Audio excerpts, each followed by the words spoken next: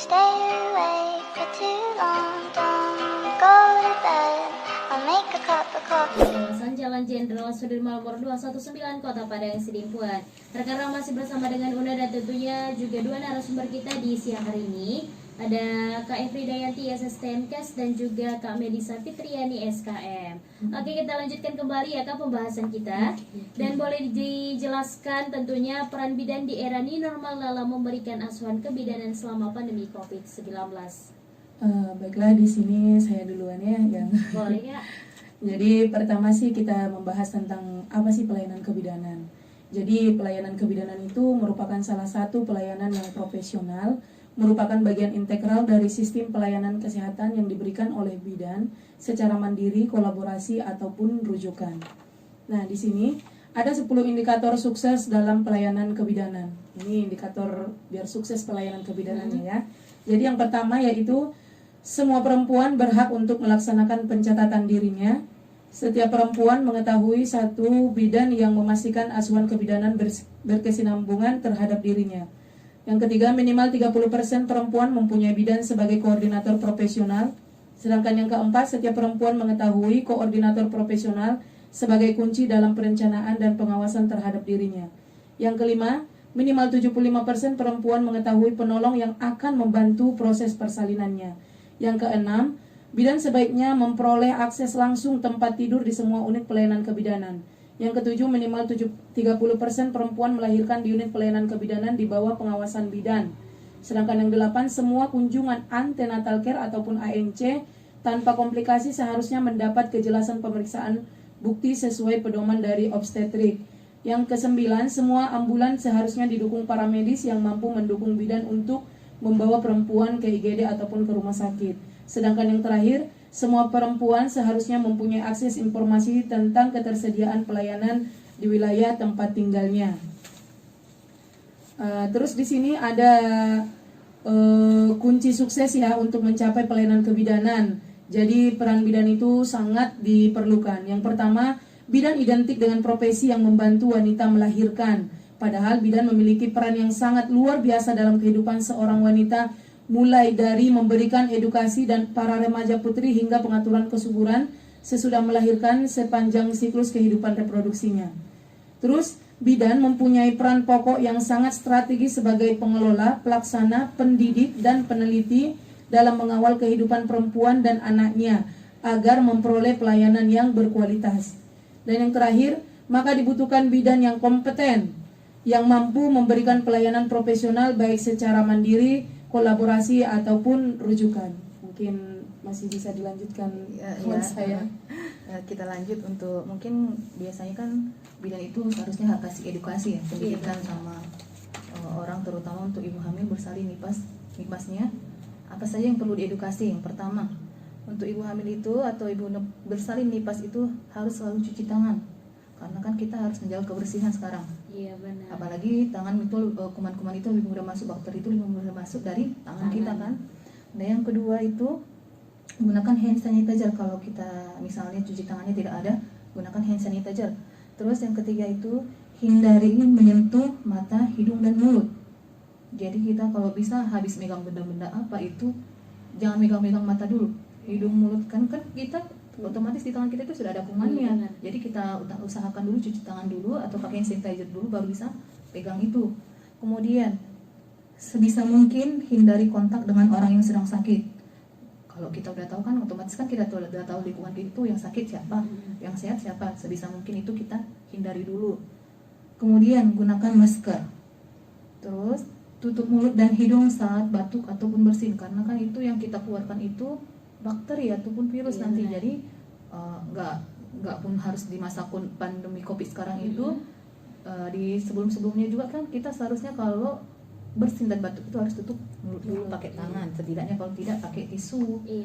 Kemudian bersihkan dan lakukan desinfeksi secara rutin pada mungkin permukaan kita pegang meja, pegang sapu atau besi itu kan kalau bisa di desinfeksi biar kuman-kuman itu mati. Kemudian yang terakhir menggunakan masker medis. Kalau sekarang itu kan yang dijual itu masker scuba. Iya kan? Masker kain yang satu lapis, sementara yang dianjurkan itu masker medis. yang setidaknya Sensei. iya 2 lapisan dia. Kalau yang sekarang dijual 5.000 apa tuh masker scuba itu yang tidak dianjurkan sama pemerintah. Tapi memang tidak dianjurkan ya, tapi Iya. banyak banget nih. Iya, tapi itu kan sekarang kan sudah ada apa peraturan ya kalau nggak salah Iya. itu masker scuba dengan masker kain 1 lapis itu tidak boleh dipergunakan lagi. Oh, Karena itu kan sama aja kalau hanya 1 lapis. Karena misalnya gini, Iya. tiup lilin kita itu pasti mati. Iya. Lin.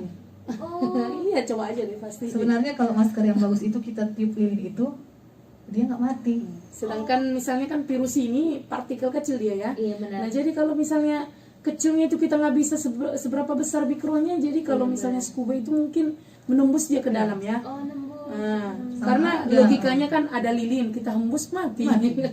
Jadi sama aja kalau misalnya pun kita batuk atau bersin itu otomatis apa ya kuman-kuman virus-virus bakteri itu kan pasti keluar Masih juga. menyebar juga Masih ya. menyebar juga. Kalau dia masker yang 1 lapis atau scuba. Jadi lebih dianjurkan untuk menggunakan masker kesehatan. Iya, juga. iya. Jadi masker kesehatan itu contoh maskernya seperti apa nih? Yang biasanya kita beli di apotik yang Itu sekali pakai. Iya, yang sekali pakai. Ya, sekali pakai. Kalaupun tidak dia yang sekali pakai itu masker yang lapisannya itu nggak 1 lapis, dia ada yang 2 lapis. Biasanya kan ada yang dijual juga itu. Yang kain ada juga sih sebenarnya, tapi dia menyediakan tempat tisu. Iya, Jadi kita Oh. masukin tisu ke Iya, dalam iya. gitu. Jadi lebih aman kan dia. Tapi Gitu. ada juga nih Kak, di masyarakat itu banyak banget kan memang ada yang bilang gini, biar maskernya jadi 2 lapis, buat aja tisu katanya gitu. Jadi misalnya masker kain itu dilapisin sama tisu atau masker scubanya. Nah kalau begitu gimana Kak? Sebenarnya sih kayaknya kurang etis ya. Karena gini, scuba itu kan cuma 1 lapis doang. Iya, benar. Nah itu kan langsung ke mulut kita Iya, yang susah. Tapi misalnya nih kayak punya saya nih, ada kan tempat tisu gini ha. Oh. Jadi kita taruh tisu, bukan sebenarnya baratnya scuba itu langsung plok Tisu, gitu, nggak tisunya. mungkin. Gitu. Jadi kalau ada tempatnya lebih bagus kita isi.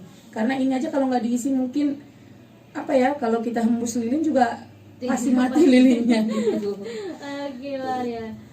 Yaitu tadi rekan Rau ya, sekedar peringatan atau pemberitahuan untuk rekan Rau seputar pemakaian masker di tengah COVID-19 ya. Oke, kemudian kita lanjut kembali Kak. Tadi udah dijelaskan seputar peran bidan di era new normal dalam memberikan asuhan kebidanan selama pandemi COVID-19. Jadi udah penasaran nih Kak, tantangan bidan di masa pandemi COVID-19 ini dalam memberikan pelayanan bagaimana? Wah, ini pertanyaannya bagus banget ya. Karena kan semua bidan di luar sana pasti semua memiliki tantangan ya, Iya, apalagi benar di banget. era new normal sekarang ini. Jadi tantangan kami di pelayanan kebidanan itu yang pertama adalah pengetahuan ibu dan keluarga terkait COVID-19 dan pelayanan kesehatan bagi ibu dan bayi baru lahir di era pandemi. Yang pertama itu belum semua bidan tersosialisasi pedoman pelayanan kesehatan ibu dan anak, KB dan Kespro di era pandemi dan new normal. Jadi intinya tadi belum tersosialisasi ya ke semua bidan. Terus yang kedua, di era pandemi COVID-19, fasilitas kesehatan baik primer atau tempat maupun rujukan harus betul-betul siap dalam pemenuhan APD, alat perlindungan diri, sarana prasarana dan SDM. Terus keselamatan bidan dan pasien harus dilindungi, diperlukan penyesuaian pelayanan agar terhindar dari penularan. Terus yang kelima, akses pelayanan kebidanan di era pandemi COVID-19 mengalami perubahan paskes primer dalam membatasi pelayanan. Dan yang terakhir, tingginya kasus penderita COVID-19 yang dirawat di rumah sakit rujukan berpengaruh terhadap penanganan pelayanan rujukan maternal dan neonatus. Karena itu pasti sangat berpengaruh ya. Apalagi di era sekarang misalnya kita masuk ke rumah sakit, ini mau partus nih. Iya, benar. Jadi nggak sembarangan sekarang partus. Sebelum pandemi corona mungkin mau kita pilih rumah sakit mahal, pilih rumah sakit murah bisa-bisa aja. Nggak masalah. Nggak masalah. Tetapi kalau sekarang misalnya mau rawat inap atau mau partus, kita ke sana dulu ke IGD misalnya. Jadi kita di rapid test dulu. Seandainya di hasil rapid test itu kan negatif ataupun tidak reaktif, Iya, benar, jadi Kak. kita tidak bisa di situ dirawat inap, kita akan dioper ke rumah sakit rujukan. Gitu. Jadi sebenarnya dilema sama bidan, dilema juga sama pasien kan. Pasien Iya juga. benar banget. Waduh, jadi pasiennya juga memang harus jaga kesehatan. Harus betul-betul. Makanya tadi kan udah disampaikan misalnya kalau ibu nipas harus betul-betul dihindari sama orang yang berpenyakit gitu ya. Sama sekali kalau zaman dulu kan kita harus menjenguk orang sakit gitu. Iya, Kalau benar. sekarang jauh-jauh lah Jauh bukan dari karena dulu, sombong. iya. Bukan karena sombong, Bukan karena apalagi kan sombong. sekarang misalnya biasanya kan kalau kita di Tabakser ini ada orang lahiran pasti dijenguk kan. Iya, benar. Kalau sekarang kalau bisa kita jaga dulu karena kan kasihan si Iya, si babynya. babynya. Iya. Kita yang dari luar, dia kan daya tahan tubuhnya kita nggak tahu gimana, kuat benar. atau enggak dia. Kalau tiba-tiba kita masuk, kita pegang-pegang, Apalagi apalagi baby lupa itu cuci lucu. tangan, iya. Enggak lucu, maksudnya dicium-cium. Iya, benar. Lupa cuci tangan juga, lupa Kasihan lupa lah pakai hand pokoknya. sanitizer ya kan sama aja. Makanya kalau bisa sekarang itu kita lebih menghindari kebiasaan-kebiasaan yang dulu. Kita kan sekarang ini normal, jadi kebiasaan yang baru yang pakai masker, pakai sanitizer, semua jaga jarak itu harus tetap dilaksanakan. Jadi intinya gimana ya? Nggak mandang bulu sih kalau Iya. virus ini ya. Iya, benar-benar. Ibaratnya ada orang berkata, dia tenaga kesehatannya pasti bebas dari virus. Dia lebih rentan. Iya, benar. Nah, karena kenapa dia lebih rentan? Misalnya nih, ada bidan ataupun dokter ya, buka praktek, datang orang. Apalagi sekarang kan kejujuran itu tipis. Iya, benar. Nah, misalnya kalau ditanya, ada nggak riwayat bepergian atau saudara yang baru pulang kampung kayak kemarin kan Lebaran, nggak ada, menutupi gitu kan. Padahal kejujurannya itu bisa menyelamatkan banyak banyak nyawa gitu. Tapi kejujuran itu sekarang tipis gitulah. Jadi dilema sama tenaga kesehatan, makanya untuk perlindungan dia mungkin dia harus lengkap dari atas sampai ke bawah gitu. Kayak kalau sekarang kita bilang kayak astronot ya. Iya, benar. Gitu. Karena ya Jadi sebenarnya harus saling menjaga baik tenaga kesehatan, baik siapapun kita. Harus tetap mau presiden dia, tetap mau semua siapa aja. Makanya kalau sekarang kan kita misalnya jalan kawasan wajib masker, kawasan wajib masker gitu sekarang. Di mana-mana udah Iya, razia lagi kan. benar banget razia. Iya. Karena kalau nggak dibuat kayak gitu nggak bakalan ada, apalagi orang kita kan nadong isu deh gitu Iya, kan. benar. Sedangkan aja jadi buat peraturan masih ada juga yang melanggar. Iya, benar. Karena mungkin belum dia yang dapat kan. Iya, benar banget. Jadi rekan Rawana itu dia tadi udah dibahas ya, bahwasanya harus pakai masker. Nah, ingat itu. Nah, kita aja di studio ini udah bawa masker masing-masing. Iya. Jadi Cuma takut suaranya nggak jelas ya. Iya, benar. Karena takut suaranya nggak jelas, makanya kita buka. Nanti setelah keluar dari studio kita pakai Pasti, masker wajib. lagi. Nah, jadi untuk kamu yang punya aktivitas di luar sana tentu harus pakai masker ya. Oke. Udah ada peraturan dari presiden sampai dengan gubernur bahkan pemerintah daerah. Jadi harus dipatuhi ya. Bukan hanya melindungi dirimu sendiri di luar kenal, tapi juga banyak orang lain yang bisa dilindungi ya. Janganlah jadi pembunuh darah dingin ya. Iya. Ya lebih kejam Mungkin, ini kayaknya. iya, mungkin kan dia kena, tapi dia kan sekarang ada OPG. Iya, benar. Imun dia kuat, cuman kan yang dijumpainya siapa aja Iya, gitu. benar. Tapi kalau dia jujur, dia isolasi, Iya. dia pemulihan kan alhamdulillah terlindungi sekian Iya, banyak orang. Tetapi kalau dia berkeliaran kemana-mana, wah kasihan banget gitu kan. Iya, benar. Yang nggak bersalah yang kena gitu. Iya, jadi ingat ya rekan Raw, harus patuhi protokol kesehatan yang berlaku nih. Apalagi untuk tenaga kesehatan itu berat banget loh. Nah, jadi untuk mencegah penyebaran COVID-19 itu bukan hanya tugas pemerintah ataupun tenaga kesehatan, tetapi tugas kita semua ya. Oke, kemudian pertanyaan selanjutnya nih Kak, bagaimana pelayanan kebidanan yang direkomendasikan pada praktik kebidanan? Oke, itu kan sama dengan rumah sakit. Jadi praktik bidan mandiri juga, pelayanan kebidanan itu juga harus sebenarnya punya standar yang direkomendasikan dia kan. Yang pertama itu dia seharusnya buat papan pengumuman atau mungkin poster ya di depan tentang protokol COVID, pakai masker, cuci tangan, jaga jarak atau pakai hand sanitizer. Kemudian kedua, menyediakan tempat cuci tangan. Percuma juga kalau kita buat di posternya atau pamfletnya cuci tangan dulu, sementara orang cuci tangan di mana kok kita tidak sediakan cuci tangannya, ya kan? Kemudian yang ketiga, pastikan semua peralatan dan perlengkapan sudah didesinfeksi. Kita kan nggak tahu peralatan yang kita buat di situ biasanya kan, apalagi virus COVID ini kan lebih tahan lama di benda-benda besi. Iya, ya kan? Sementara kan kalau kita pelayanan kebidanan ini ya nggak usah pelayanan kebidanan, dokter atau itu kan pakai itu. Iya, benar. Jadi lebih baik didesinfeksi dulu, baru kita gunakan Sebelum dan sesudah. sebelum dan sesudah. Kemudian kalau bisa jangan langsung dulu kita datang ke tempat pelayanan, kita buat janji dulu. Oh, iya. Ya kan? Sekarang kan zaman udah canggih. Iya, Udah benar, pakai benar. bisa pakai online online sekarang bisa WA. Kalau nggak bisa WA kan ada telepon atau SMS. Iya, Kita buat benar, janji dulu. benar. Jadi kita nggak antri lama di situ, nggak berdempet-dempetan di situ. Jadi pas mau dekat jadwal kita datang. Iya, benar. Kemudian menggunakan APD yang pastinya. Yang pasti Iya, betul. itu pasti bidannya itu harus menggunakan APD. APD. Walaupun sebenarnya kalau bidan itu mungkin memperoleh APD-nya itu susah ya. Iya, Susah banget ya. Karena itu kan mahal. Kalau yang APD sesuai standar untuk COVID itu kan yang kalau kita pakai di sini masker ya. Masker kemudian alat Pemakaiannya pelindung sekali diri. pakai. Iya, pemakaiannya sekali pakai. Semuanya sekali pakai Iya. harganya juga mahal. Iya. Makanya banyak yang pakai mantel mungkin ya. Iya betul. Iya, pakai mantel kan orang. Daripada nggak pakai benar, APD benar. kan? Iya benar Nah, kan. gitu. Kemudian melakukan screening. Kalau screening itu kita mendeteksi dini, itu yang kayak rapid test ya. Tapi walaupun sebenarnya rapid test itu Iya. walaupun dia reaktif bukan berarti Positif positif corona. COVID, iya. Karena itu kan cuma mendeteksi ada virus. Ada virus. Nah, untuk menjaminnya itu virus apa kita tetap swab Swab dulu. dulu. Tetap swab dulu. Nah, itu untuk jangan ibaratnya karena dia reaktif kita harus menjauhi dia. Nah, jadi bukan harus menjauhi, dia diisolasikan dulu gitu. Karena biasanya orang kita apalagi orang awam ya, kalau orang sudah terdengar dia desas-desus itu reaktif, pasti dijauhi, keluarganya dijauhi ya. Ibu banget. siapa sih yang pengen Iya. jadi kena ini Siapa yang pengen kena? Kita kan nggak pengen Iya, kena memang. itu. Cuman kan kalau kasihan juga lah keluarga, dia masih reaktif, belum di swab, belum tahu hasilnya positif Iya, atau tidak. benar.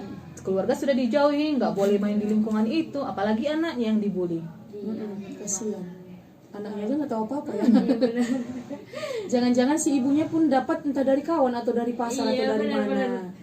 Nah, untuk terhindar itu tetap protokol kesehatan lagi Nah, nih. itu dia, Itu dia. itu dia. Kalau nggak mau kena ya udah patuhi protokol Iya. kesehatan. Walau Karena- aklam lah kalau setelah Iya. kita menjalani semua ya. Iya, Kalau benar banget. setelah itu kita menjalani itu semua pakai protokol sesuai dengan protokol kesehatan kita kena kan itu kehendak yang di atas juga kan, kita nggak bisa nolak gitu. Iya benar banget. Tapi setidaknya kita sudah Iya, berusaha menjaga berusaha diri, menjaga. benar. Yang menentukan Iya. yang di atas lah.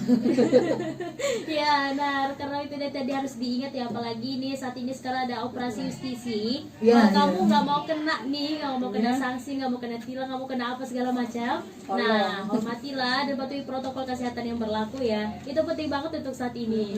Oke, kalau begitu kita beri kembali ya kan. Oke, rekan Rawa jangan kemana-mana, tetap bersama kita di One ya. Dan untuk segmen terakhir ini Kak, kira-kira bisa disampaikan kesimpulan kita tentang tema di siang hari ini. Baiklah, kesimpulannya sebenarnya sih kesimpulannya itu tetap untuk kita semua ya. Jadi intinya jadi mulai sekarang saatnya kita bersama-sama bidan di seluruh Nusantara bahu-membahu bergerak bersama untuk meningkatkan kualitas pelayanan kesehatan ibu dan anak menuju Indonesia maju. Yang kedua, tetap tenang dan tidak panik. Semangat dalam memberikan pelayanan kebidanan di era new normal pandemi COVID-19. Selalu berdoa mohon perlindungan kepada Tuhan Yang Maha Esa dengan mematuhi protokol kesehatan yang benar, konsisten dan patuh terhadap standar etik profesi kebidanan sesuai kewenangannya. Dan bidan berkualitaslah perempuan dan anak yang sehat bisa diwujudkan. Kesehatan ibu dan anak adalah kunci keluarga sehat, masyarakat, negara, dan dunia juga akan sehat. Jadi intinya itulah, pokoknya kita sama-sama harus harus berjuang di era new normal sekarang ini, baik dia dalam tenaga kesehatan ataupun bidan, itu juga dengan masyarakat. Jadi intinya semua untuk tercapainya pelayanan kebidanan yang bagus itu harus sama-sama kita berjuang, ya. Iya benar banget. Ada lagi mau ditambah kira-kira Kak? Kalau untuk kesimpulan kita mungkin cukup sampai di sini kan. Oke, kalau begitu mungkin ada yang ingin disampaikan nih kepada rekan Rawa semuanya. Anda silakan Kak. Boleh. Kebetulan kami dari Institut Teknologi dan Kesehatan Sumatera Utara masih menerima mahasiswa baru. Kita ada 5 prodi. Yang pertama program sarjana itu sarjana farmasi, teknologi informasi dan sistem informasi. Untuk prodi program diploma 3 kita ada kebidanan dan keperawatan. Untuk informasi lebih lanjut itu kita buka Senin sampai Sabtu pendaftaran, kita tetap buka Senin sampai Sabtu sampai bulan 10 ini. Untuk informasi lebih lanjut itu bisa dilihat di website kita di www.itkesu.ac.id atau WA di nomor 0812 69651714 atau telepon kantor 0634 22808. Kalau bisa email juga bisa, kita di itkesu@gmail.com. Jadi kita masih punya beasiswa juga, kita punya ya Bu? Banyak. Jadi gini, sebenarnya kan mungkin ada yang mendengarkan Raw FM ini, sebenarnya ITKESU itu apa sih gitu kan? Karena dia masih baru ya. Iya. Jadi sebenarnya ITKESU itu Institut Teknologi Kesehatan Institut Teknologi dan Kesehatan Teknologi dan Sumatera Utara. Kesehatan Sumatera Utara. Jadi sebenarnya kita itu penggabungan dari Stikes Suhada, mungkin orang dengarnya gitu, Stikes Suhada dan Akbid Mitra Suhada Padang Sidimpuan kita sudah digabungkan. Oh. Jadi bukan mati gitu Iya, ya. karena mungkin pikiran orang sekarang Suhada nggak ada lagi. Nggak ada ya? lagi gitu. Nama Jadi Suhada nggak ada lagi gitu. Jadi kita Sebenarnya masih ada, cuman sudah digabungkan. sudah digabungkan. Tetapi atas penggabungan ini seperti yang disampaikan rekan saya tadi, kita jadi 5 prodi. Jadi prodinya itu yang pertama tadi Sarjana Farmasi, Ah. Sarjana Teknologi Informasi, dan Sarjana Sistem Informasi. Jadi kita buka prodi yang baru itu di komputer. Jadi nanti kalau lulus dari situ yang Sarjana Teknik Informasi dan Sistem Informasi itu kita gelarnya Eskom. Jadi kita Mungkin ada karena orang beranggapan kan, kok kesehatan ada komputer Iya. gitu kan. Padahal kan kita sudah namanya memang Institut Teknologi dan Kesehatan. Jadi ada teknologinya, ada kesehatan. Dan untuk semua yang mendengar di sini mungkin beranggapan di zaman sekarang ini keuangan itu mungkin sebagai Susah. masalah besar mungkin ya. Boro-boro mau kuliah gitu. Tetapi jangan khawatir karena kita di sini disediakan ada beasiswa yayasan, terkena Covid ada juga Ada. ya. Terus ada juga dari beasiswa Kemendikbud, itu yang dikatakan mungkin ada orang yang dengar bidik misi. Iya. atau KIP kuliah ya sekarang. KIP kuliah. Kalau sekarang ya bahasanya, KIP kalau kuliah. kemarin-kemarin kan masih Bidik bidik misi. Jadi mungkin atau ada misalnya ada saudara-saudara kita yang mau masuk, kan bidik misi itu lumayan loh. Iya benar. Karena di situ sudah bebas Biaya semester. biaya semester, asrama juga kan. Jadi memang betul-betul orang yang tidak mampu. Jadi itu masih ada kuotanya karena kemarin ada penambahan ya. Iya, Ada penambahan dari Kemendikbud. Pertama sih 11 sudah terpenuhi. Jadi kita dapat penambahan lagi. Jadi seandainya ada saudara yang mau masuk, jadi bisa dihubungi ke nomor yang tadi, langsung ke kampus pun untuk melihat kan lebih bagus. Tetapi tetap pakai Sesuai masker protokol ataupun kesehatan Iya, ya, benar, pakai sesuai masker. protokol kesehatan karena kami juga melayani tamu Iya. yang tidak memakai masker. Bukan berarti kami memponis dia ini, tetapi kita tetap jaga-jaga. Iya, benar banget. Terima kasih untuk dua narasumber kita yang sudah bergabung di hari ini. sama-sama. Mudah-mudahan bisa bergabung di lain hari tentunya ya. Oke, sip. Oke, dan Nekerau jangan kemana-mana karena nanti udah bakal hadir kembali. Dan juga terima kasih sudah menyimak kita di Dokter Kesehatan hari ini. Stay tune terus on 105 FM, your lifestyle.